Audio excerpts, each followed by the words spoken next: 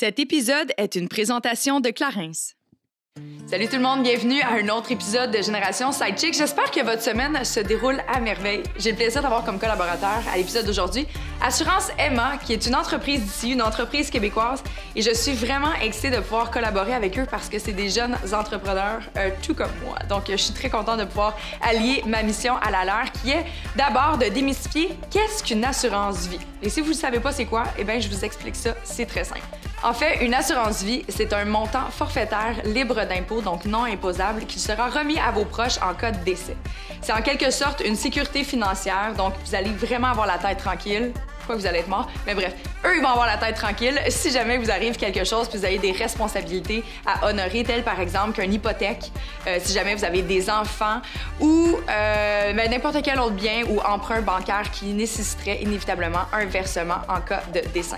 Et c'est super simple comment fonctionner avec Emma Assurance parce que tout se fait en ligne. Donc, peu importe si vous êtes hyper occupé ou pas, ça prend 20 minutes, vous allez être capable d'avoir une soumission en ligne. Vous avez même la possibilité de chit-chatter avec quelqu'un en direct comme ça et qui va pouvoir répondre à toutes vos questions. C'est libre, simple, efficace, exactement comme ce qu'on a besoin dans notre génération parce que, mon Dieu, que les choses vont vite, effectivement. Et aujourd'hui, c'est un peu de ça que je veux parler. Soit que les choses vont vite, ça évolue, beaucoup de mentalités évoluent également, puis j'avais justement envie d'aborder le sujet parce qu'il se passe tellement de choses dans l'actualité depuis les 2 dernières années en lien avec des grands enjeux sociétals. J'avais envie de parler de l'évolution justement des mentalités et des influences externes des gens de notre entourage ou des médias ou autres et l'impact que ça va avoir sur nous. Et aujourd'hui, j'aurai le plaisir de m'entretenir avec Elisapi Isaac, qui est une compositeur-interprète que j'ai vraiment très hâte de rencontrer pour la toute première fois. Et j'échangerai cette discussion riche avec mes 2 acolytes, soit Joanie Pietracoupa ainsi que Vanessa Boudria, qui a fait un stop dans notre studio parce que, mon Dieu, qui est occupée dernièrement. Mais avant de tomber dans le vif du sujet, c'est le temps de la Minute Clarins. Puis une autre chose qui évolue très rapidement, malheureusement depuis les dernières années, c'est l'impact des UV sur notre peau. Il y a de plus en plus de cancers de la peau et avec l'arrivée du beau temps à l'extérieur, j'ai justement envie de vous parler de la gamme protection solaire de Clarins. Et les grands classiques sont la crème pour le corps ainsi que la crème pour le visage de protection 30. C'est vraiment très bon pour tous les jours. Si vous avez une crème à ajouter dans votre crème hydratante de jour, allez-y avec au minimum une 30 pour le visage. Mais moi, mes petits chouchous, c'est vraiment les protections 50 parce que j'ai une peau très fragile et qui fait des taches brunes facilement. Donc, une crème pour le visage, c'est vraiment un lait, en fait, quand je dis une crème, mais c'est plutôt un lait, c'est plus léger. Ça fait pas nécessairement de boutons, on n'a pas l'impression d'avoir une couche, littéralement, qui vient teinter notre peau. C'est magique, je l'adore comme produit. Puis il y a également celle-ci pour le corps en spray que j'adore. C'est pas nécessairement un spray comme un spray net, mais un spray de lait, encore une fois, donc facile à appliquer. Des produits que vous pouvez vous procurer dans une pharmacie près de chez vous ou sur clarins.ca.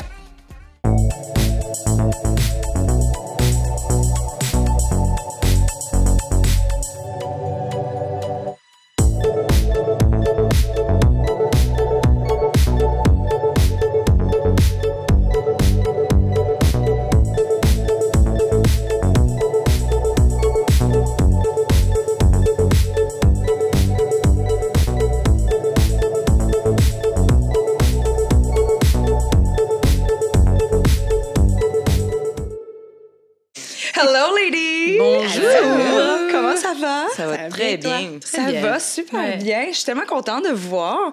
Non seulement vous avez apporté beaucoup de lumière dans ma journée, mais clairement de la couleur. C'est printemps! On le réalise même, mais moi, je suis moins couleur, mais vert, il est là. Hein? Tout est là. Je suis vraiment très contente de vous avoir parce que, bon, ce n'était pas de temps planifié, mais vous êtes quand même 3 femmes issues d'une communauté distincte, on va dire comme ça. Puis aujourd'hui, j'avais envie de parler de l'évolution des mentalités au fil du temps par rapport à plein de choses, mais aussi les influences externes qu'il va avoir sur nous, sur les autres, comment tout ça va... Vous allez voir, c'est un sujet qui est très large, mais drôlement intéressant. Mais je pense que c'est quand même d'actualité par le fait même qu'on est des femmes. Je suis curieuse de savoir comment... Joanie et moi, on a eu la chance d'avoir un live la semaine passée sur Instagram. Là, l'épisode est diffusé en différé, inévitablement, mais on a parlé de la situation aux États-Unis par rapport au droit à l'avortement. Donc, tu sais, juste ça, c'est assez d'actualité. On pourrait parler de ça parce qu'on est des femmes, ça nous rejoint toutes et chacune. Mais comment vous avez vécu ça, Joanie? Je suis un petit peu plus au parfum, mais pour vous deux, ça résonne comment dans votre tête? Qu'est-ce qui se passe présentement aux États-Unis? Je pense qu'on réalise comment c'est complexe. On peut avoir nos opinions, nous qui vivons librement, qui vivent avec... en tout cas, moi, à Montréal, j'ai toujours senti, parce que je suis devenue une femme aussi à Montréal, parce que j'ai quitté mon village quand j'avais 22 ans. J'essaie toujours de penser, OK... voici notre opinion, nous, les femmes libres, qui n'ont aucune pression de se marier. Encore maintenant, nos voisins, même dehors de Québec, j'ai l'impression qu'il y a une autre mentalité qui est, OK, j'étais en voyage, j'ai rencontré plein de touristes américains et canadiens, puis ils parlaient de, oh yeah, my daughter's getting married. Oh yeah, when we got married. Et j'ai réalisé, c'est vrai, on n'a pas ce discours-là déjà au Québec. Alors, je pense que il faut se mettre en contexte pourquoi les gens ont peur de dire leur opinion, même s'ils sont pro-avortement, parce qu'il y a une telle pression qui est pas si facile à effacer. Alors, je trouve ça toujours pas évident de dire « mais c'est n'importe quoi, cette affaire-là. » Oui, c'est n'importe quoi. C'est incroyable comment les femmes sont encore opprimées à ce moment de faire des décisions pour leur bien-être. Et c'est fou, mais il ne faut pas oublier qu'il y a une façon de fonctionner qui va pas partir comme ça. Ça une mentalité, ça va prendre peut-être encore une génération ou deux au moins. C'est ça le problème, c'est que ça prend du temps. Exactement. C'est vrai. C'est un problème, mais en même temps, on veut quand même pas qu'ils meurent tous tout d'un coup, tu sais. On va pas y aller aussi drastique, mais j'ai l'impression, moi, on en avait parlé, c'est au fil, justement, que les générations vont s'installer, que justement, les paradigmes, les mœurs et tout ça, tu sais, ça va s'atténuer, ça va être modifié. Mais on dirait que je trouve ça drastique de dire, on va attendre qu'il meure, puis, tu sais, ça n'a comme pas de bon sens. Je trouve ça un peu drastique. Mais je pense que c'est ça. Je pense qu'à ce moment-là, c'est pour ça que c'est important de faire des podcasts. C'est important d'avoir des moments où tu dis, c'est too much, mon compte Instagram, je devrais le fermer. Mais en même temps, tu dis, OK, là, tu apprends vraiment aussi de voir comment les gens réagissent, qu'est-ce qu'ils pensent. Alors, je pense qu'il y a un équilibre à trouver, c'est sûr, mais c'est sûr qu'il faut être haut et fort. Puis je pense que les artistes, c'est quand j'ai vu Arcade Fire, par exemple, qui parlait de ça, Saturday Night Live, c'est tellement important qu'ils puissent être... de ne pas avoir peur, de dire, OK, on va diviser nos fans, on va perdre des fans. Non, c'est vraiment dire...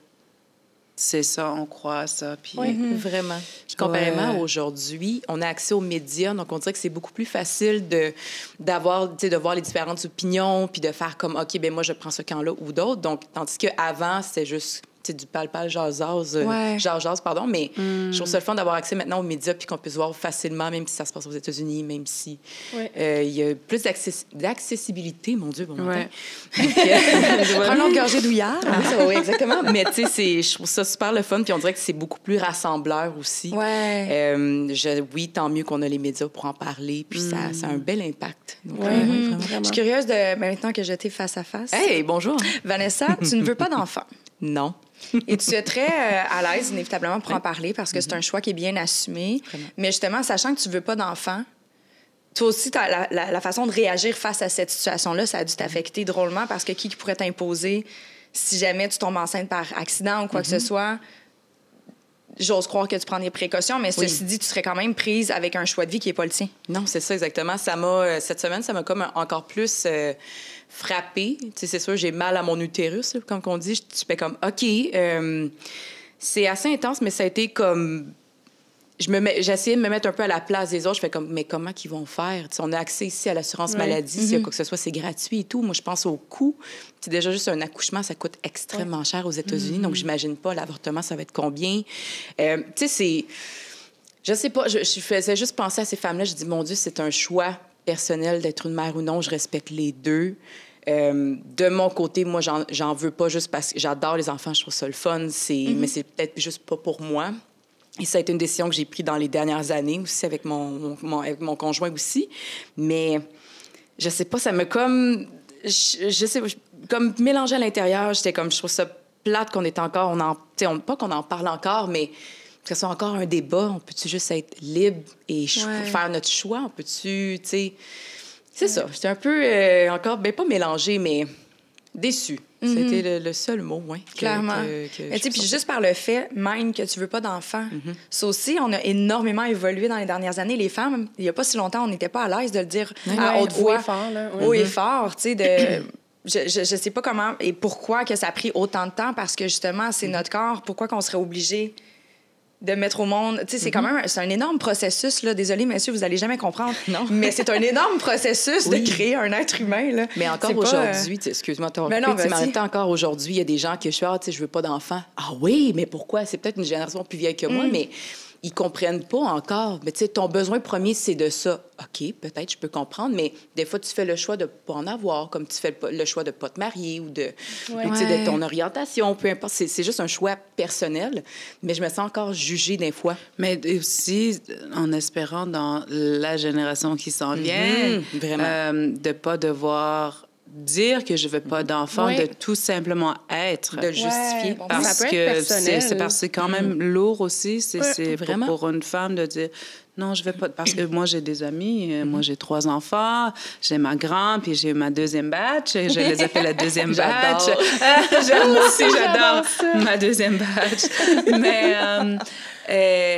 j'ai des amis. J'ai une très bonne amie. J'ai 2 très bonnes amies, puis aussi une amie à moi qui est ma maquilleuse que j'adore. Sont tellement heureuses, ces femmes-là. Je comprends le choix de dire, mais c'est juste dommage qu'on doit le dire, « Ah, tu veux pas d'enfant. » Oui, vraiment. Je pense que tu fais ta vie, on fait nos choix. sans devoir s'expliquer. Non, définitivement. Puis ça te rajoute une pression aussi. Tu sais, je pense à ma mère qui rêvait d'avoir des bébés métis. Je suis comme, hey, désolée, c'est pas j'ai des poupées, je sais pas quoi faire, mais je sais pas, je pense à ça, puis je peux comprendre leur opinion, leur déception, mais c'est un choix personnel en même temps. Absolument. Que je m'assume là-dedans. Je trouve ça drôle, mais le drôle, c'est pas le bon terme, mais tu dis, ma mère, elle aurait aimé ça avoir des bébés métis. Oui, mais elle t'a eu. Oui, mais elle en veut d'autres, elle aime ça. Mais comme moi, les enfants, je trouve ça le fun, puis je sais pas, je pense que c'est un bel investissement, je pourrais prendre mon enfant et faire de la pub avec, mais j'ai fait non, je vais essayer de, tu sais, non, je vais pas Comment elle vit ta maman? Est-ce que c'était compliqué de lui faire comprendre la réalité maintenant qu'on fait des choix? Quand même. Ça a été, je pense qu'elle n'a pas compris au début. Elle m'en a parlé souvent et elle m'en parle encore aujourd'hui. Je pense qu'elle le réalise pas. Ce que je peux entièrement comprendre parce que dans sa génération à elle, c'est très, il faut faire des enfants, ça fait partie de la famille, là, t'es marié, go. C'est tranquillement, mais sûrement. Mes sœurs comprennent plus, sont beaucoup plus jeunes. C'est une autre génération qui est très ouverte, très... oui, c'est normal, c'est ton choix. Tranquillement, mais sûrement. Mais ça a été dur. Je pense qu'elle ne réalise pas encore, malheureusement. Mais là, c'est pas grave. Les sœurs, ils vont vivre la pression. Tout à fait. Les autres, ils vont en avoir. Ils servent à quelque chose, les petites sœurs. Là. Clairement. Mais tu sais, je pense aussi, c'est peut-être... Il y a une partie... D'abord, elle doit espérer que tu changes d'idée, peut-être. Sûrement. Parce que tu es encore jeune. Mais oui. Tu as encore le temps en masse. Mais aussi, je peux comprendre le deuil parce que, tu sais, la relation...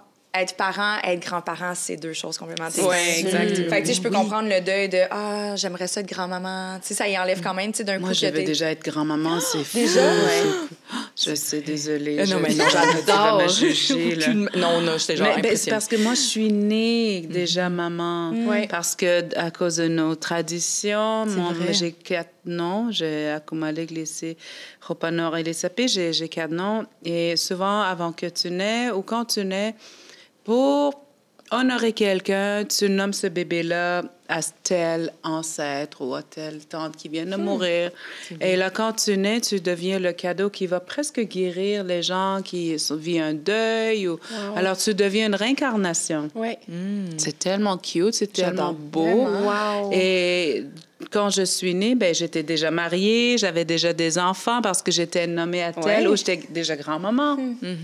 Alors, j'avais déjà ces petits pouvoirs-là, des petits powers. Mais comment ça... Je suis comme curieuse, je ne connaissais pas du tout, ce Ouais. volet-là, mais comment ça s'appliquait dans le quotidien? Puisque là, tu dis j'étais déjà grand-maman, C'est très mais compliqué. est-ce que tu tricotais ou? Non, mais il y a mon grand-père qui est le grand chasseur du village. Là. Tout le monde a peur de lui. Il sert à quelque chose quand même. Là. Ouais. Tout le monde a peur de lui. Là. C'est comme respect. Là. C'était aussi le décideur de la convention de la Baie James. Alors, il était habitué d'être... Alors, quand j'allais chez lui, ça, c'est de côté de ma famille biologique parce que je suis adoptée. J'ai été élevée dans un coin de rue chez mes parents, mais par respect, des fois, il faut visiter ta famille biologique. Alors, quand j'allais chez lui, il me disait, t'es tortilla ou à Comalec? Il me disait juste ça, genre, serre-moi du thé à Comalec en disant que je parle à ma petite femme. Wow, mon Dieu! Ouais, scary, OK. hein? Wow, C'est c'est beau, intéressant, mais oui. c'est aussi te faire sentir... C'est sa façon de dire « je acknowledge ma femme Ouais. Wow. ». Mais tu lui sers du thé avec le bannick, puis il faut que ce soit comme « est-ce que c'est assez chaud? Oh my God! » Tu y vas. Pas parce que c'est ton mari, mais tu vas aussi parce que c'est le grand-père un peu... Oui. Puis il impose. C'est dans le bon vieux temps où les chasseurs, il y avait comme un aura, mais pas tout le monde, mais lui, il était mon mari. Puis ça t'apprend aussi quand tu es très protégé, Oui. tu es gêné, tu es le petit artiste en moi, de vivre ça. C'était un bel apprentissage Ouais. important d'apprendre à oser des choses, puis Oui. sortir de ta petite bulle. Alors, c'était... Puis j'en avais plusieurs maris comme ça. Il y avait un autre mari à moi. Il était dans un petit village. Il était le manager de la coop. Oh! Et la coop, c'est là que tu as tout. Tu as comme TV le dinners, et si Ouais. tu veux, tu as des fusils avant, tout. C'est comme un marché général. Exactement. Ouais. Et là, quand j'arrivais à ce petit village-là, l'été, ben lui, comme il est le manager, il faisait le tour. On débarque chez lui. Après, on s'en va à la coop. Et là, j'ai le droit à tout. Oh! Mais voyons. Ah oui. Tu veux manger quoi, ma petite femme, là? Je dis, OK, je prenais toutes sortes de des chips, Yes. des TV dinners. J'avais le droit à tout. sûr. C'est le magasin de mon mari. Oui. Mais Ah, ça t'as le appartient au droit, village, mais oui. dans ma tête, c'était comme... Alors, il y a des rapports comme ça qui ont été fructueux, j'imagine, dans le sentiment de dire, OK, je suis respectée. Là, Ouais. c'est comme la petite femme en moi qui est déjà... Je sais pas, je pense que ça a été très, très bon de me donner 4 noms, mais des fois, c'est compliqué parce que ta mère, elle te dit « Ah, t'es l'aîné, il est qui, hein? » Ouais, je sais que c'est un tout aussi, mais... Ah, non, c'est ton grand cousin.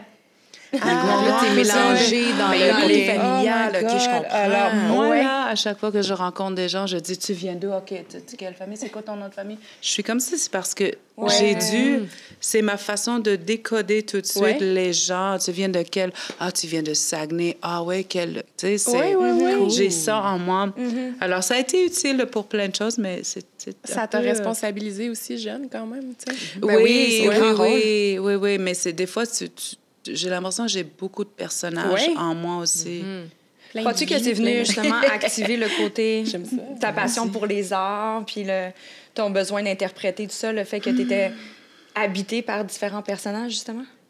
Peut-être. C'est sûr que le sentiment, comme tu dis, c'est drôle parce qu'il y a quelque chose qui est une responsabilité. Ouais. C'est comme on te responsabilité de déjà être, OK, all right. C'est comme tu performes Ouais, finalement. constamment. Parce Ouais. que si tu n'as pas ces outils-là, tu peux juste...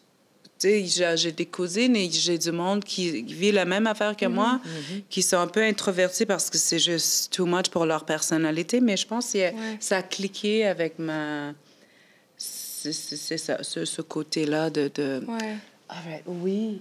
Oui. T'es très curieuse. Oui, très Ouais. curieuse Ouais. aussi, ouais. Ouais. Est-ce que vous, de votre côté, vous avez, puisque j'écoute ça, puis je suis comme, wow, fascinant.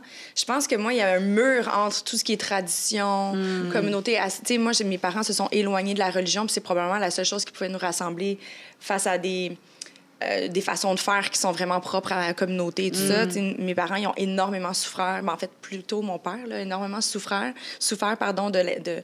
toute la position de l'Église dans sa vie. Ouais. Fait que, tu sais, Catholique. ouais, catholique, l'Église au mais chez Québec, moi, ça ne pratiquait pas. Je dis étrangement, pas sur un point de vue, mais c'est simplement parce que justement, mes parents ont délaissé ça dans leur enfance.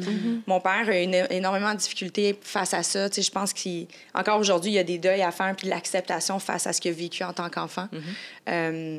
C'était un emprunt incroyable. Un emprunt, il s'est fait énormément violenter. Il y a eu beaucoup de violence à la maison par son père, à l'école et tout ça. C'était l'aîné de la famille. Il y avait énormément de chapeaux à porter. Tu sais, ça aussi, on voit une énorme évolution. Tu sais, j'écoute mon père raconter ses histoires. J'étais comme, mais mon Dieu, c'est pas ce qui s'est transposé parce que ma plus grande sœur, c'était la moins responsable. Mais On la salue. Salut, ben non. Mais c'était la moins... Tu sais, elle s'occupait pas nécessairement de sa meurtre, là. C'était pas ça du tout.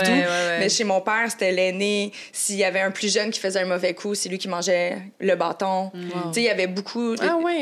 C'était très... comme la mentalité était très différente. Puis la religion, Vraiment. il fait quoi dans cette histoire-là? C'est Est-ce que c'est des prêtres. Tu sais, c'est exemple, à l'école, à l'époque, les enseignants étaient des prêtres. Puis si, par exemple, mon père était tannant, le prêtre allait le punir. Si il arrivait à la maison en retard, étant donné qu'il y avait une retenue, une punition, quoi que ce soit, il était blessé physiquement parce que souvent, les punitions, c'était des coups de règle, des coups de bâton, il faisait tenir à genoux, à des dictionnaires dans les bras comme ça, puis si moindrement ses bras descendaient un peu, c'était un coup de règle en arrière de la tête. Mais c'est des enfants, tu sais. Fait que arriver à la maison, un père ou un parent aujourd'hui ferait comme « Oh my God, mon enfant a vécu de la violence, il souffre. » Je vais le protéger, je vais m'assurer qu'il reprenne du mieux. Alors que lui, rendu à la maison, son père continuait parce que comme tu t'es fait punir, je dois continuer à appliquer la punition. Mais parce que le grand-père, il a aussi il a cette pression-là parce qu'il avait peur des prêtres. Exact. La religion. Fait que, tu sais, pour ça, thank God qu'on a évolué. Non, ça passerait pas aujourd'hui. Ça passerait pas. Ça à l'école, non, ça passerait pas du tout, on s'entend. Là. Donc, non, aujourd'hui. Chance, oui, qu'on a évolué. Clairement. Mais tu sais, à part ça, de mon côté familial, de mon union, on n'a pas beaucoup de traditions. Tu sais, j'écoute ça, puis je trouve ça tellement, à la limite, romancé à mes oreilles. J'écoute, je suis comme, waouh, c'est beau, oui, c'est très fun. romancé, c'est sûr. La réalité, c'est que je suis dans mes quarantaines maintenant. J'élève mes enfants qui est une moitié québécoise, francophone, puis les deux petits avec leur père français. Alors, il y a beaucoup de métissage. On ne vit pas non plus dans le Nord, alors il y a plus cette... Mais par contre, une chose qu'on a gardée, c'est mes enfants, c'est ma tante, il y a mon grand-père et mon frère et mon père. Il y a mon autre père aussi. Alors, ils ont tout ça. Ils ont été nommés par les gens de chez nous. Alors, des fois, je leur dis leurs caractéristiques parce qu'on est né avec il y a vraiment une croyance le caractère de ces gens-là reste en vous, là. Alors, des fois, je leur rappelle que je suis tout simplement sortie de mon corps, de mon vagin, puis ils sont sortis. C'est après, je fais ma bosse pour un petit moment, mais après, c'est leur vie, tu sais. Alors, il y a cette mentalité-là aussi. Il y a plein de choses comme ça que je me dis. Je suis un peu comme toi, je dis, j'ai tellement pas de tradition, tu sais. Tu n'as pas ramené ça à la maison? Mais c'est ça que j'ai ramené. Et aussi, cet non-attachement qu'on peut avoir envers un enfant, parce que c'est pas vraiment ton enfant. C'est ton grand-père. C'est lui qui peut te rappeler des choses. On a tellement cette croyance-là, je me dis, des fois, j'ai trop confiance parce que c'est ça, sont quand même les enfants. Ma fille, elle a 15 ans, mais dans ma tête, c'est la vie qu'elle va mener est déjà comme là. Mais non, elle a 15 ans. Puis, Est-ce qu'elle comprend? Est-ce qu'elle est... Comment je pourrais dire?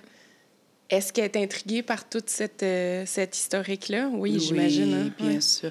Elle est très intriguée, mais aussi très intriguée par tout ce qui se passe dans son entourage, dans sa réalité québécoise francophone, métissée aussi, Inuk, la réalité des Autochtones, elle est beaucoup là-dedans, tu sais.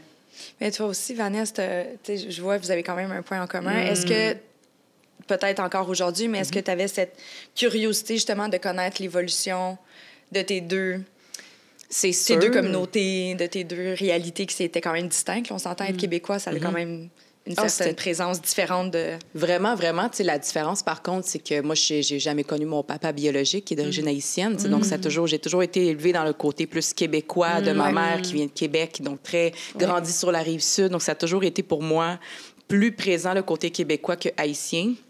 Et c'est drôle à dire, mon père, malheureusement, est décédé l'année passée.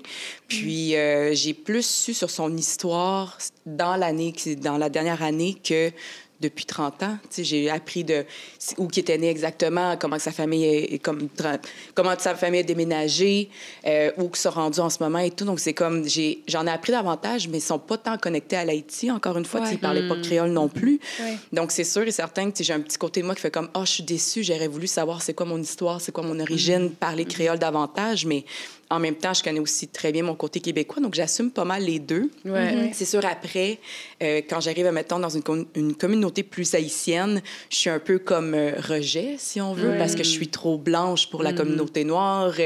J'ai marié l'ennemi, ou j'ai comme, tu sais, ils comprennent pas pourquoi je parle pas créole. Je fais, mais c'est un choix en même temps. Ça a été de la façon comment moi j'ai été élevée, et pas par refus de... Je suis encore intéressée, j'apprends encore davantage. Je connais un peu le mot créole sans plus, mais tu sais, c'est pas un déni en même temps, mais j'ai réussi à accepter les deux côtés, puis faire comme, moi, j'ai été élevée d'une certaine façon, j'accepte ça, mais en même temps, c'est normal que je connaisse pas de l'autre, puis voilà. Donc, c'est tellement important. Tellement. Puis c'est pas de renier, au contraire, c'est juste c'est ça. Mais tu sais, justement, par rapport à ça, pour mettre les gens en contexte, quand tu mentionnes avoir marié l'ennemi. Oui. Tu as marié un blanc policier. Oui. Ce qui peut être un peu vu comme l'ennemi pour les Haïtiens à un certain niveau. Vraiment. Par rapport à ça, justement, tu dois aspirer à une certaine évolution de mentalité parce que je le comprends. Je comprends toute leur souffrance, puis on n'est pas là pour banaliser. Puis je vois qu'il y a encore énormément d'injustices sociales. On le comprend. Vraiment. Mais venant d'une personne qui a du bon à l'intérieur, de te faire dire que tu as marié l'ennemi simplement en raison de son titre professionnel ou de sa couleur de peau, ça doit être... OK, aïe, tu sais. Est-ce que ça t'a remis en question face à tes choix, parfois? Quand même. Puis, dans les 2 dernières années, on en a parlé énormément avec tout ce qui est arrivé. J'étais contente de voir autant son point de vue professionnel et personnel. Tu sais, je l'ai pas choisi à cause de sa profession non plus, on s'entend. Tu sais, mais c'était le fun un peu de voir son côté des choses, puis en même temps qu'ils comprennent mon côté aussi de comment moi je vois ça, comment moi je le vis. On est très balancés, on en parle ouvertement, puis je touche à du bois d'avoir quelqu'un qui est aussi... ouvert, qui est prêt à changer, qui est prêt à apporter des solutions aussi. C'est peut-être pas tout le monde non plus. Je veux pas généraliser tout le monde, mais c'est pas tout le monde qui veut changer ou faire comme, c'est comme ça que ça se passe. OK, fine, mais je suis vraiment contente d'être entourée de gens qui sont dans le même domaine, qui sont très ouverts, puis sont comme, OK, c'est quoi, t'as raison, parlons-en. C'est un peu... comme avec le fameux N-word, j'ai une discussion avec des voisins, tu sais, qu'eux autres ont toujours utilisé ce mot-là, puis pour eux, c'était quelque chose de très normal.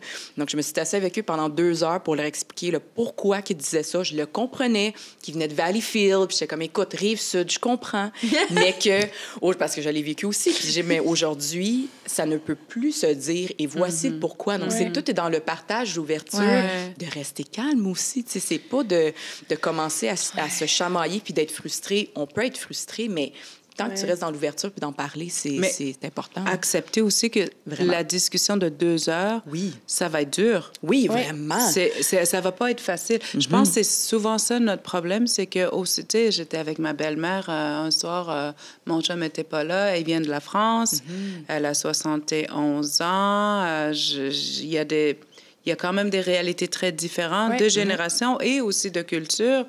Elle est très ouverte. Elle a toujours été un peu l'artiste.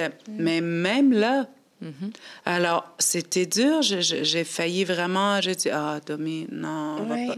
Mais on a continué, puis on a discuté. Mais ça s'arrête pas là. On va devoir continuer encore à discuter. Je pense que c'est souvent ça le problème qu'on a. C'est aussitôt qu'on voit un peu de confrontation et des différentes... point de vue, on a l'impression, toi, tu es comme ça, moi, je suis comme ça. Il faut discuter pour évoluer. Vraiment, puis de s'accepter aussi. Tu sais, je veux dire, on s'est quand même choisi en tant que couple, puis on s'est dit, on va continuer là-dedans, même si on est complètement à l'opposé. Jamais les gens ne seraient... On nous aurait vus ensemble, si on veut, mais on s'accepte là-dedans, puis on en discute. Puis quand il y a des confrontations, quand il arrive des choses dans les médias, ben c'est comme, OK, qu'est-ce qui se passe? C'est quoi ton point de vue? C'est quoi le mien? On en discute. C'est tough, des fois, c'est pas des papillons ou des licornes constamment, là, mais tu sais, c'est difficile. Des fois, il y a des moments que je suis frustrée, que je comprends pas. Je suis comme, mais pourquoi c'est de même? Puis pourquoi, tu sais, mais c'est d'en discuter comme moi, peut-être qui comprend pas le côté artistique de la chose, mais c'est ça, c'est dur, mais... Il doit être très heureux de t'avoir aussi ta le vision. souhaite. Oh non, mais c'est... Justement, il fait son entrée dans le studio.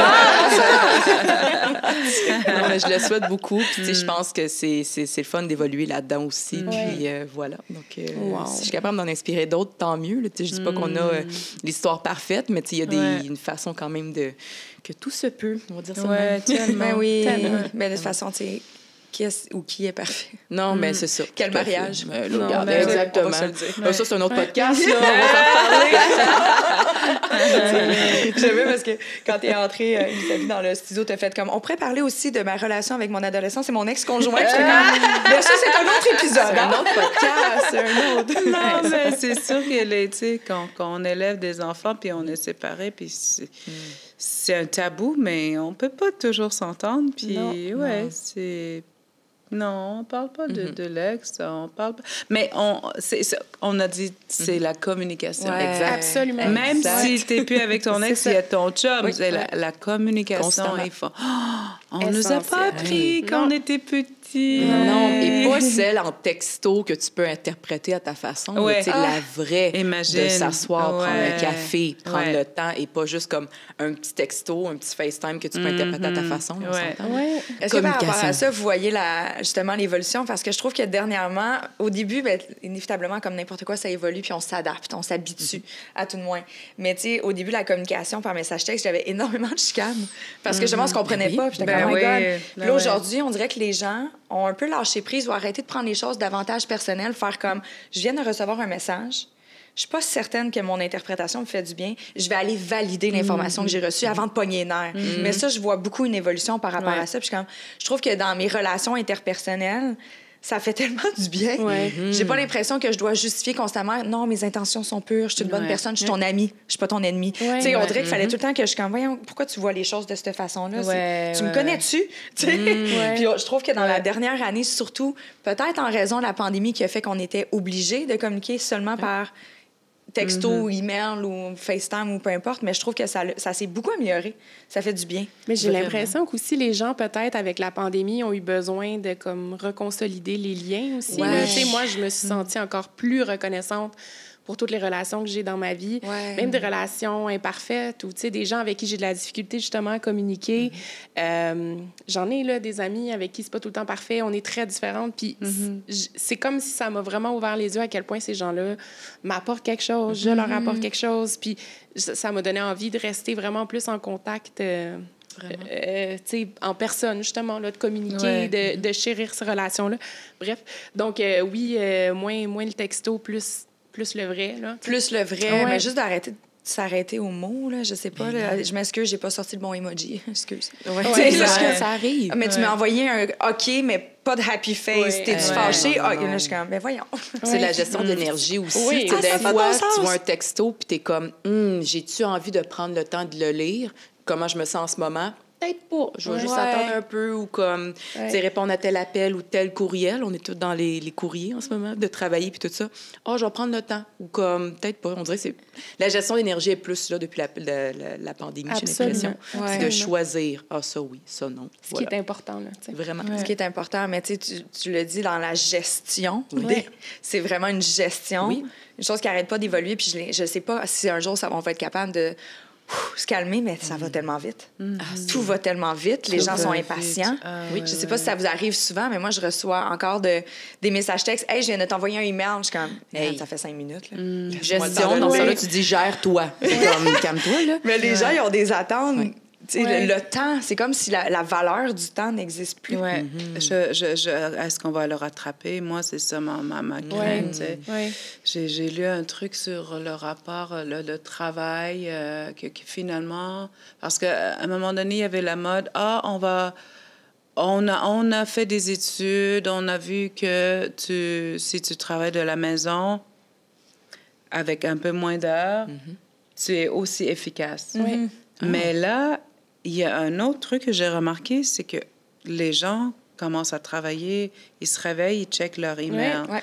On peut travailler jusqu'à 8 heures. On est ouvert parce que c'est comme si le fait qu'on n'est plus dans des bureaux, dans l'espace de travail, fait que tu es disponible tout le temps. Tout le temps. Alors, je me dis, OK, il y a quelque chose, il faut que quelqu'un refasse d'autres recherches parce que c'est... Je pas l'impression que c'est très sain à ce moment. Il faut mettre ses propres limites, puis on prend en témoigner. William, il est assis dans le coin ici, mais William, il n'y a pas plus tard qu'il y a 2 semaines, je dis là, message texte, après telle heure, c'est non. Ouais. Puis parce que j'essaie de me faire une structure de travail, parce qu'en plus, je travaille autonome. On est en média. Mon Dieu, je peux travailler la nuit. C'est comme, il y en a tout le temps. Puis j'essaie de créer mes propres limites parce que sinon, ça n'a pas de bon sens. Oui, c'est sûr. Je peux travailler constamment. Fait que, puis c'est pas... J'espère que tu l'as pas pris personnel, William. On t'aime, William! Il te texte à ce moment-là. Il me texte, c'est comme, on est entre 9 puis 5, c'est correct. Mais tu sais, c'est juste... Je pense qu'il faut mettre ses propres paramètres puis pas être mal à l'aise de justement dire. Puis c'est juste une question, après le travail, j'essaie de, entre telle heure, le soir, si je réponds à mes messages, c'est ami. Puis des fois, j'ai ma petite lune sur mon cellulaire qui embarque toute seule, ma petite lune qui... Je suis en mode ne pas déranger. Mais c'est la seule façon d'y arriver. C'est comme si en décloisonnant un peu les sphères de notre vie en pandémie, on a été complètement sans repère, puis on a laissé entrer comme... Toutes les sphères se sont mises à se mélanger, que ce soit le travail, la vie personnelle, les amitiés, la famille.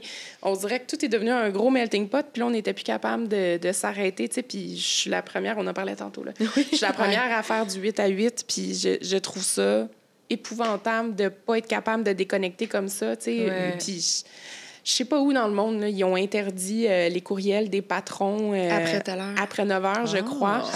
Puis j'aimerais bien que ça... Ben, c'est pas mon cas, là. J'ai une patronne vraiment fine qui m'écrit un courriel en disant « Pas obligé de répondre maintenant. Réponds-moi quand tu seras disponible. » Ce qui est cool parce que je me mets moi-même cette pression-là. Là. Ça vient même pas de... Ça vient de moi. Là. C'est moi qui est comme « Oh mon Dieu, un courriel, must answer immediately. » Mais ceci n'est pas nécessaire. Puis, de mettre des barèmes, ça peut faire du bien aussi. Là. Mais aussi de parler qu'il y a des réelles addictions. Oui. C'est des... C'est parce qu'on parle, on a géré mal nos addictions d'alcool au début de la pandémie. Les gens, mon chum, il faisait des apéros à partir de 3 heures au début, la première semaine. Tout le monde, ça venait avec le stress. C'est comme, cheers, OK, comment on va vivre ça? On est enfermés. Mais je pense que ça a amené d'autres addictions aussi, parce que les trucs qui étaient peut-être moins là avant sont plus... Parce qu'on n'est pas très raisonné. On a vécu quand même de stress depuis 2 ans. Puis, la planète, il va pas bien. On est comme... Ouais. On a comme besoin de pas penser, je sais pas. Fait qu'on dirait que comme humain, on se lance dans une addiction, comme tu dis, dans comme une passion. Puis c'est pas toujours sain quand on n'a pas l'opportunité. Tu sais, c'était pas en pandémie, c'était pas une passion de voir ses amis ou de prendre de l'air. C'était comme... de travailler, de ce qui était disponible pour les gens, j'imagine. Je sais pas. Mais aussi, je pense en tout cas, les gens dans mon entourage, les gens que je connais, c'est du monde qui font de l'art, qui font des choses passionnantes. Alors, c'est facile de dire, c'est juste pas... Ça, c'est pour un projet... c'est ça. Ça reste overworking. C'est ça. Mais je pense que c'est un melting pot de plein d'affaires. Le mélange de, on a besoin de mettre notre cerveau à off, à qu'on se pitche partout où est-ce qu'on peut occuper nos pensées. Mais également, justement, cette espèce de pression où, combien de personnes m'ont dit au début de la pandémie, encore une fois, juste sur les réseaux sociaux, tout le monde faisait OK, on va s'entraîner à la maison, on va faire ci, on va faire du pain. Fait qu'il y avait comme une espèce de pression d'être over présent sur les réseaux sociaux. Oui. Tout le monde, parce que c'est un effet. Comment je vais m'occuper de mon enfant? Oh my God. Des bricolages. Le bricolage, je voyais des trucs comme... J'ai 3 générations différentes, à la limite, là. Ado, un petit gars qui vient d'avoir 8 ans, puis j'avais un bébé de 1 an et quelques... Et là, j'étais comme, OK, mais... Oh, wow, on est vraiment des parents horrible. On ne sait pas comment être inventif. On fait pas une pièce de théâtre en ce non, moment. my God! On fait pas de bricolage. Mais cette espèce de pression aussi que c'est... justement, en raison de l'apparition des réseaux sociaux, tu sais, les mères, vous avez tellement de pression à être over-performante, puis à éduquer vos enfants, puis à leur faire manger les bonnes affaires au bon moment. Puis je dis comme, c'est peut-être pour ça, dans le fond, que j'ai pas encore d'enfants, parce que je sais pas si je suis prête à embarquer dans le game. Là. Je me mets déjà cette pression toute seule. Réseaux sociaux et être parent, effectivement, c'est peut-être pas le bon mélange. Ouais. Puis tu disais, Joanie, entre autres, tu sais, que tu as eu de la difficulté. Ben, tu sais, toi, tu mélanges beaucoup ta vie personnelle, le travail. Ta blonde, elle travaille à la maison. Maintenant, à la pige, ça doit être extrêmement confrontant, justement. Jadis, c'était pas ça, là. Non. On avait notre environnement de travail. Dans votre cas, vous travaillez ensemble. Fait que c'était un peu n'importe quoi ce que je suis en train de dire.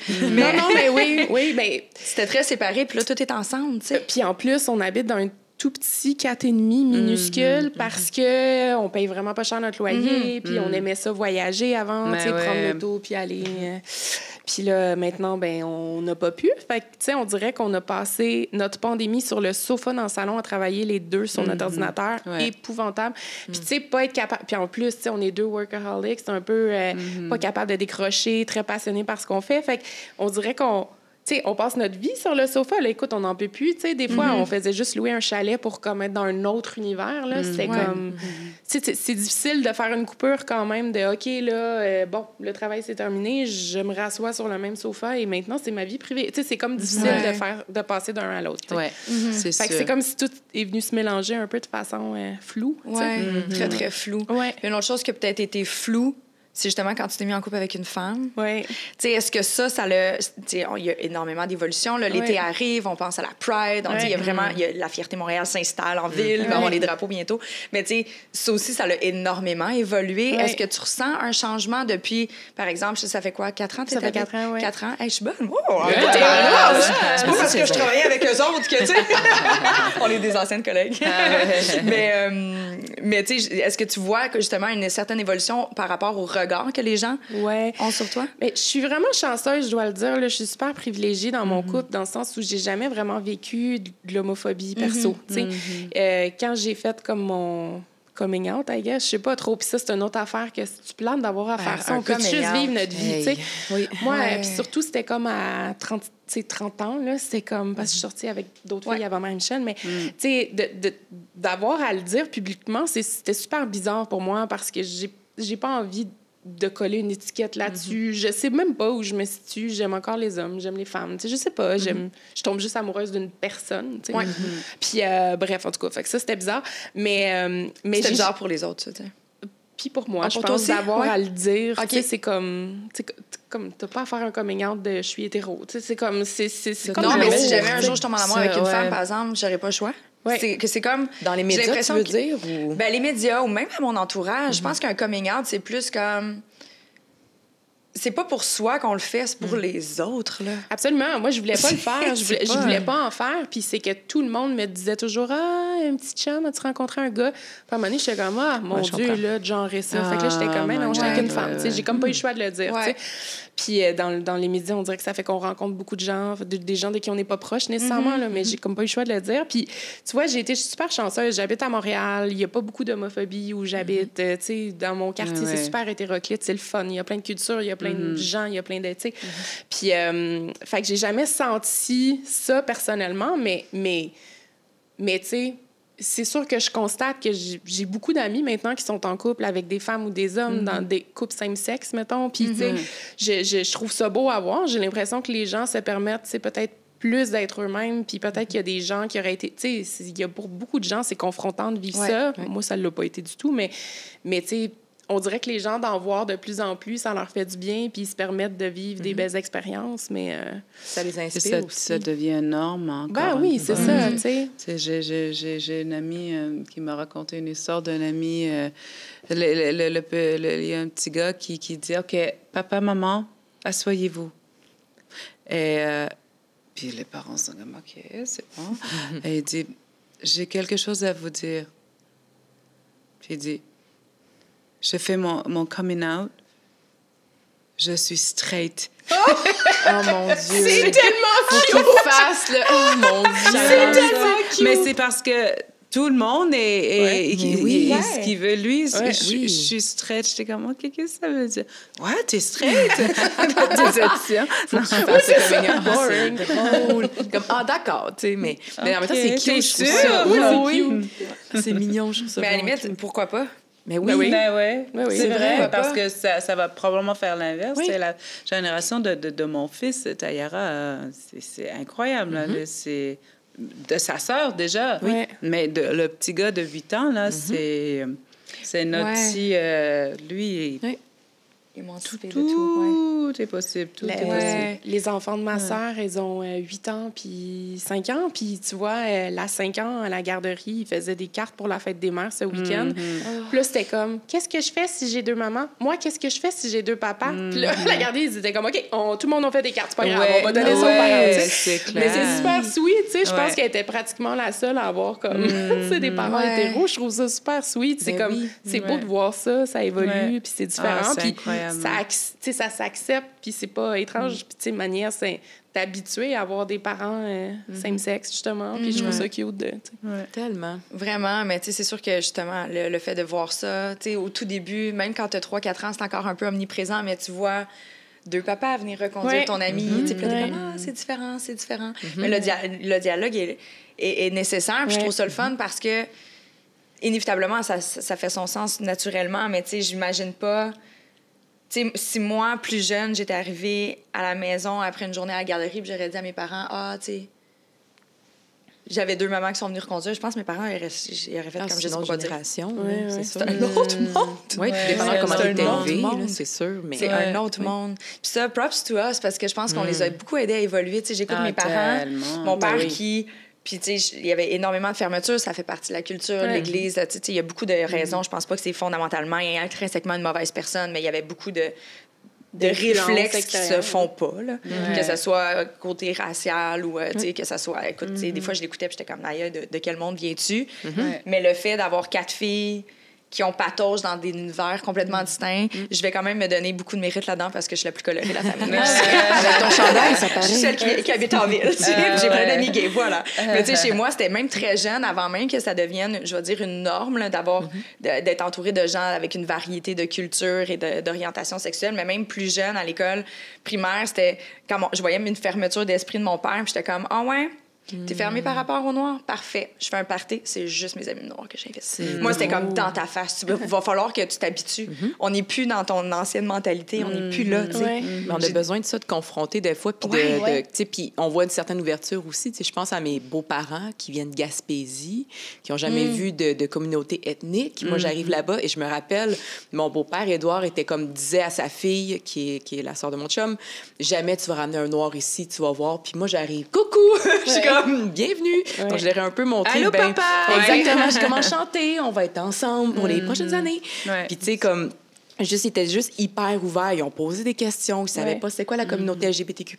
Ils ne savaient pas plein de choses, mais ils ont été hyper ouverts. Ils ont en haut de 70 ans. Puis encore aujourd'hui, ils me posent des questions. Puis je me rappelle, à notre mariage, on a engagé une drag queen, Barbada, puis qui est un grand métis, qui est prof à l'école et tout. Puis j'étais comme, je trouvais ça important, casser ma gang de police, parce que j'étais comme, c'est pas vrai que... Tu sais, je veux dire, bienvenue dans mon monde. C'était comme ça. J'étais comme, pas le choix, on va inviter une drag. Là, il faudrait que t'arrêtes, parce que là, toi aussi, t'as des préjugés, par exemple.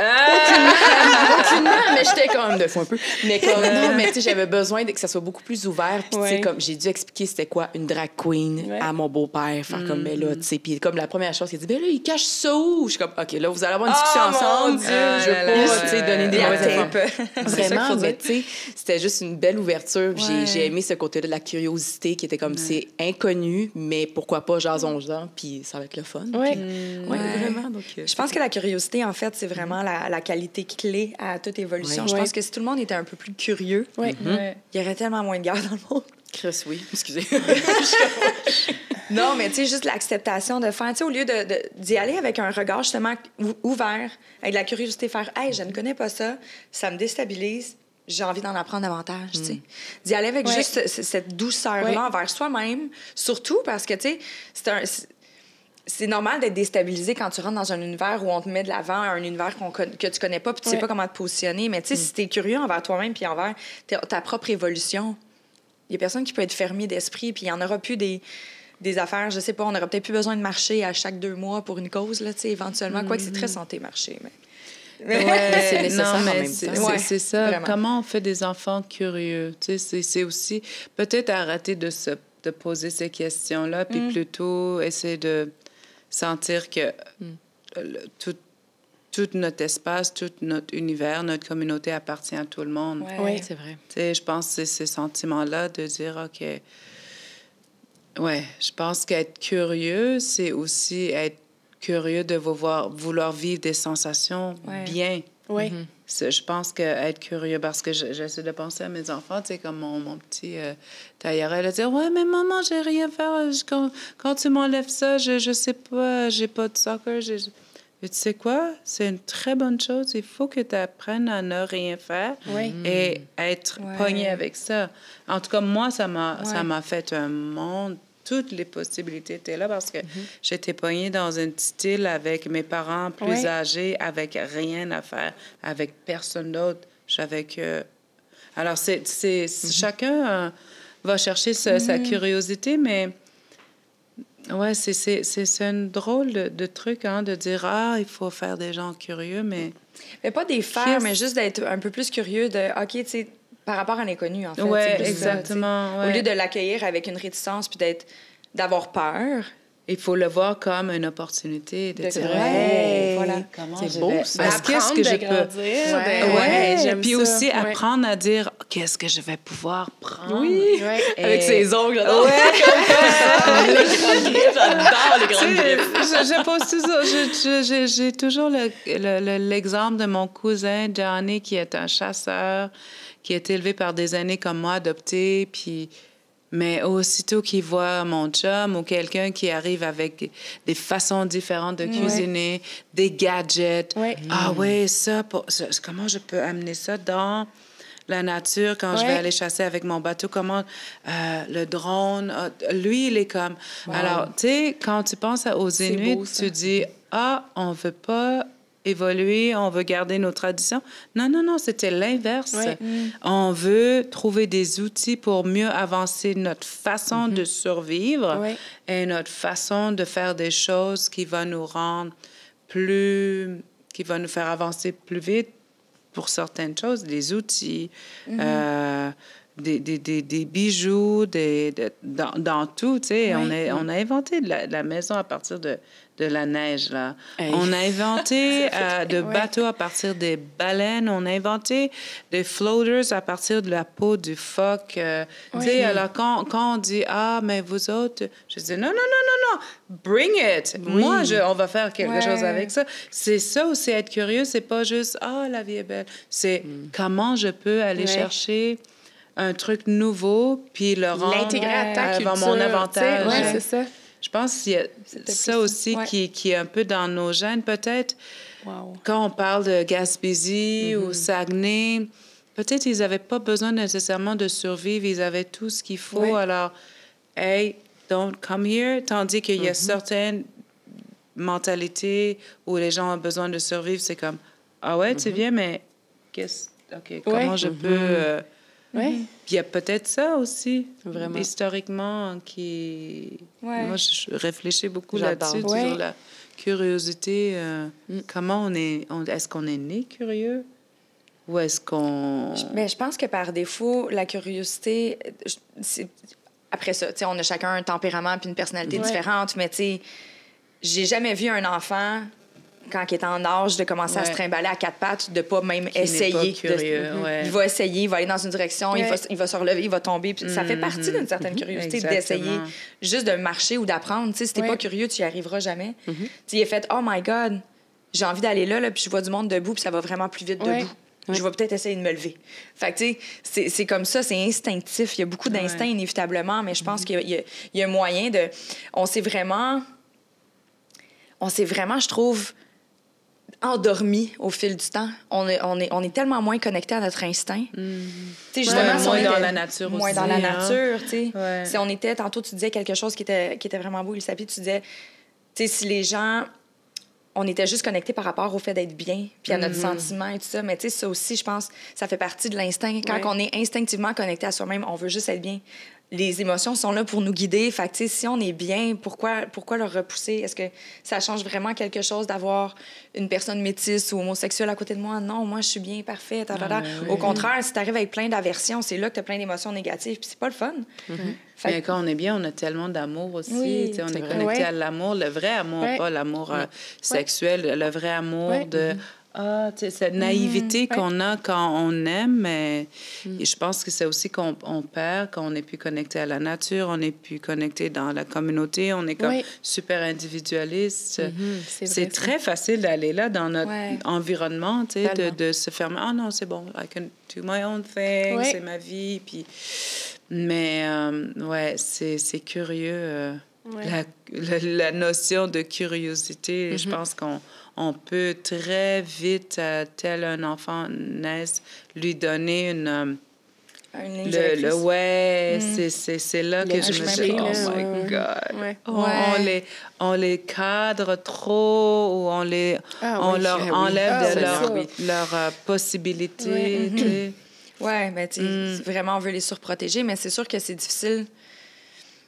Personnellement, moi, je suis en amour avec la nature. Ça, toujours, j'habite en ville, mais j'ai besoin, la fin de semaine, j'ai besoin de mon équilibre. J'ai besoin d'aller mettre les mains dans la terre, de marcher en forêt. Je me perds si je ne vais pas là.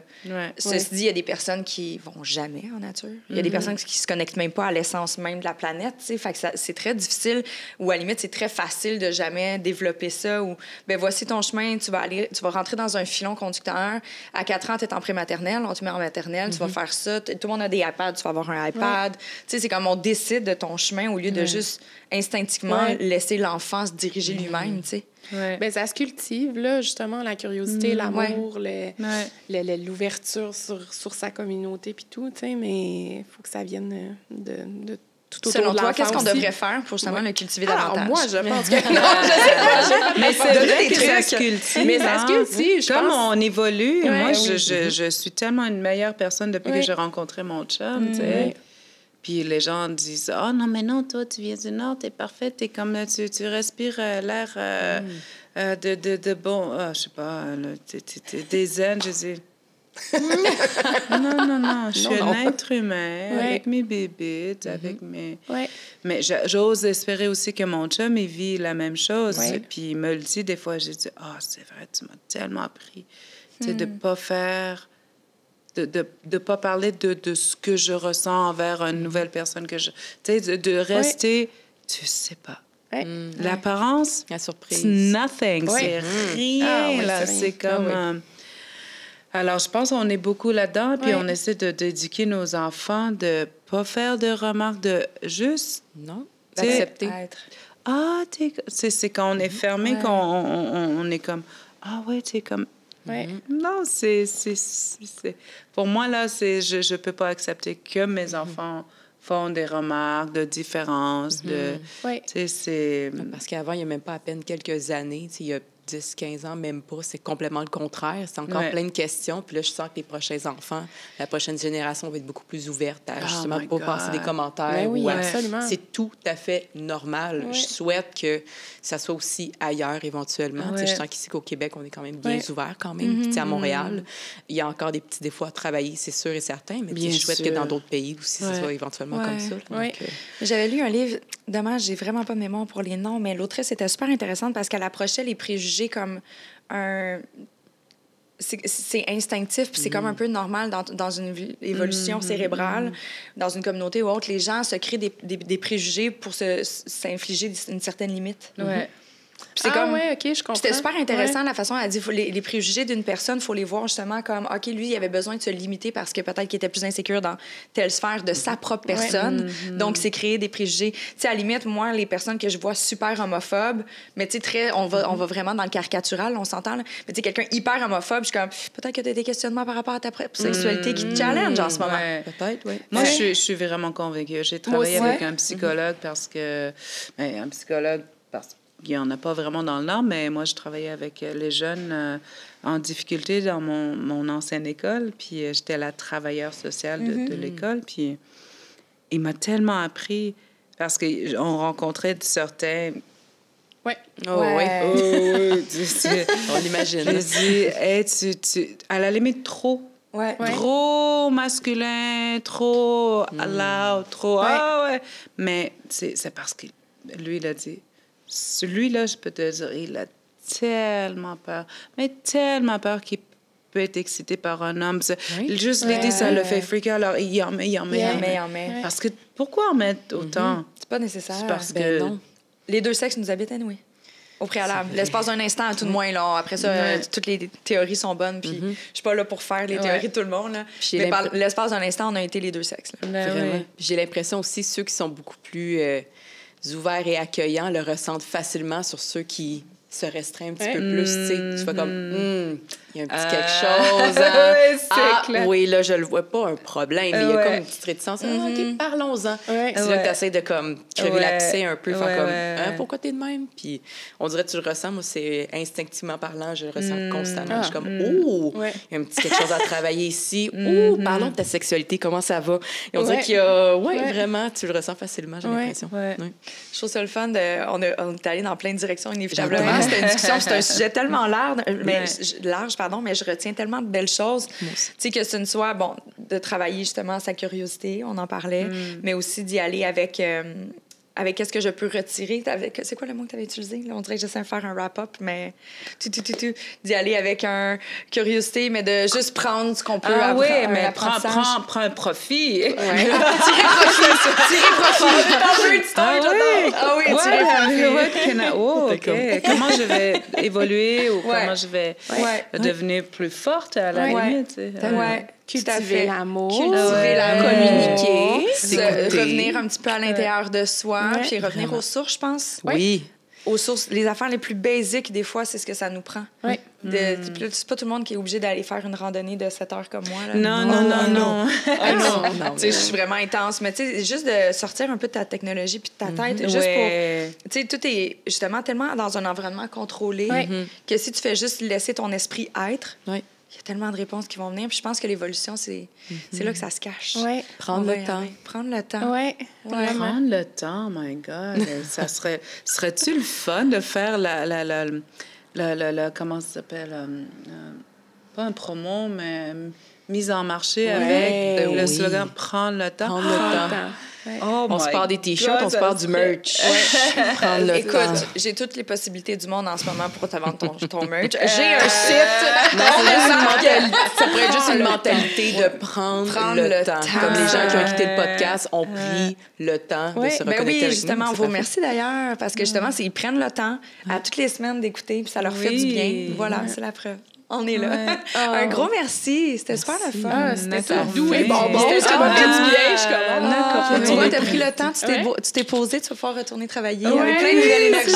Absolument. Mais chez nous, je vous dis, on a un petit problème avec le temps. Oh! C'est comme l'horloge, on le respecte pas. Pas chez nous, avec ma famille, là, ça, c'est le stress. Mais chez nous, jusqu'à maintenant, ça fait 22 ans que je suis à Montréal. Et j'ai encore de la misère avec la notion du temps. C'est vrai? À quel niveau? Genre, t'arrives en retard partout? Non, t'es arrivé à l'heure. En retard. C'est parce que tu dis, c'est pas grave. Au départ, tu dis, c'est pas grave, ils vont comprendre. Oui. Tu arrives quand t'arrives. Oui. Et là, c'était pas ça. C'est comme, mais Elisabeth, on t'a fait attendre. Je dis, OK. Après, tu essaies d'apprendre, de dire, OK, je devrais peut-être quitter un petit peu plus tôt, à la limite. Mais j'arrive ici, je suis arrivée à E32 en bas. J'étais comme, oh my God, that's amazing. On était relax, là. On était relax. Mais je pense que c'est ça. C'est pas la même notion du temps. On a vraiment le temps. On prend le temps de faire des choses. Et surtout, tu donnes jamais d'heure à quelle heure tu vas arriver chez les gens. C'est interdit. Wow! Ouais. Ah, attends, moi, je Mais pense ça devient très difficile. C'est un bad trip pour les gens, là, mais... Mais comment fais-tu pour planifier un souper si tu sais pas t'arriver à 9 ou à 7? Je fais à manger ce soir, venez. Tu arrives quand tu veux. Les gens se présentent quand ils se présentent. Ouais. Parce que tu gauge à peu près, ça va être alentour de 6-7 heures, là, on mange tôt dans le Nord, mais À l'heure de lunch, même chose. Donc, tu te fies à des habitudes. Fait que tu te fies quand même à un certain paramètre de temps. Je vais te voir plus tard aussi. Ça veut dire dans l'après-midi à peu près. Wow. OK. Fait que c'est moins précis. Ça, c'est pas grave. Là, mon Dieu. C'est moins précis. Mais tu sais, ça dépend. Moi, je trouve ça vraiment chouette. Je suis la première. En fait, j'arrive partout en retard. Oui, je veux pas. Majoritairement, pas par rapport au travail ou quoi que ce soit, mais dans ma vie privée, justement, je suis tellement comme de même que là, de beaucoup au travail que quand tu sais, tout est calculé, là. Je suis comme, OK, Will va arriver à telle heure, moi, j'ai 10 minutes de plus, Tu sais, là où il faut prendre le temps, oui, mais respecter le temps des autres, c'est quelque chose c'est quelque chose que je suis en train d'accepter et de vraiment comprendre. De dire, c'est vrai, c'est quand même... J'adore. Qu'est-ce qu'on te souhaite? Est-ce que tu retournes en Europe bientôt? Parce que tu fais des back and forth. En Europe, mais non, je suis en train de faire un album. J'ai hâte. Ben oui, les ongles étaient pour le cover de son album. Exactement. Je suis en train de monter un beau grand show avec Radio-Can, Télé-Québec, TV5 pour la Fête nationale des Autochtones le 21 juin. C'est la Fête nationale des Autochtones. C'est pas encore un holiday officiel, mais un jour, ça va devenir. Qu'est-ce qu'on fait normalement dans la journée, justement, nous, la Saint-Jean-Baptiste, les gens, il y a de la musique, comme la Saint-Jean. Mais est-ce que vous avez des traditions ou un mets que les gens, mettons qu'on a envie de partager ça avec vous? Ça dépend de chaque village, ça dépend de différent, chaque nation. Chez nous, c'est beaucoup de compétition. Les Inuits, là, qui ont besoin d'évoluer, faire gagner les choses pour survivre. Il y a beaucoup de jeux, de compétition. Il y a évidemment des powwows un peu partout dans les différentes nations que les Allochtones ont le droit de visiter parce que ça, j'apprends parce qu'on monte ce show-là pour la Fête nationale des Autochtones à la télé, qu'on va pouvoir regarder le 21 juin. C'est un peu inspiré par le powwow, le rythme que moi, je connais pas parce que je viens du Nord. C'est des Premières Nations. Mais les gens disaient, même dans mon équipe, c'est comme, je savais pas que je peux aller au powwow. Je dis, ben oui. Les gens pensent que les Blancs ou les Allochtones ne sont pas moi, j'ai toujours invités. Mais oui, ils pensent qu'ils ne sont pas invités. Je dis, ben non. Tu es invité, tu vas aller voir la danse, tu rentres, puis tu vas manger de la bannique, aller acheter des beaux bijoux au marché. Mais tout, c'est pour tout le monde. C'est vraiment mon agenda. C'est même à la limite pour ce partage-là qu'ils ont inventé les powwows un peu partout en Amérique du Nord. Alors, allez courir vos powwows. C'est sûr qu'on fait ça le 21 juin. Non, c'est magnifique. C'est assez extraordinaire. On va pouvoir te suivre. La sortie de ton album est prévue quand? Février prochain. Février? Ouais. Cool. Tu vas nous faire attendre longtemps, tabarnouche. Je le prépare. Cool. On va espérer que tu ne te casses pas un ongle d'ici le mois de février. C'est ça. Vanessa, tu retournes dans tes millions de shows. Bridgerton? Oui, Bridgerton Experience que je commence à partir du 19 mai prochain. Allez voir ça! C'est partout sur les médias sociaux, mais je serai votre prochaine Queen Charlotte. Yes. Il y a un autre personnage sur le show et on part après en tournée. Donc, il y a des chances que je fasse Toronto, l'Europe, c'est encore à confirmer, mais c'est un super beau show immersif. Très cool. Et les gens doivent arriver déguisés vraiment en robe de bal. Mais oui! Okay. Donc là, c'est le temps de sortir un peu ces anciens outfits de robe de bal pour... Mon Dieu, je te ressortirai pas ma robe de bal. Je vais te juger chez des diamants. Je vais te juger en tant que queen, mais non, c'est pas vrai. Non, je vais m'en trouver une autre tenue. Parfait. Mais c'est ça, je suis là-dessus pour les prochains mois. Puis sinon, d'autres tournages qui s'en viennent. Très cool. Yeah. Puis toi, Jo, tu retournes dans ton monde effervescent de médias. Oui. T'as une belle chose. As-tu des nouveautés à nous partager, des scoops, quelque chose?